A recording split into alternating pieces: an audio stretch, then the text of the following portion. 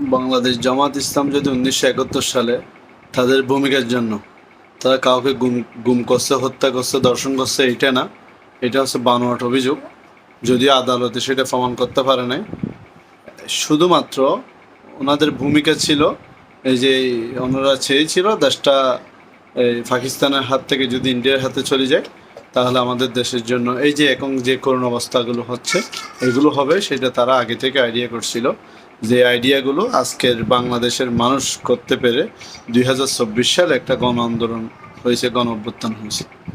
তাহলে ওই কারণে যদি বাংলার জামাত ইসলামের এতগুলো কর্ণধার বা উপরের নেতাদের ফাঁসি হতে পারে, তাহলে 2024 সালে এতগুলো মানুষ, ছাত্র, নিরীহ ছাত্রকে মারার জন্য, খুন করার জন্য এবং 57 জন সেনা অফিসারকে হত্যা করার জন্য প্রধানমন্ত্রীর কী অবস্থা হওয়া দরকার, হওয়া উচিত, এটাই তো এখন মানুষ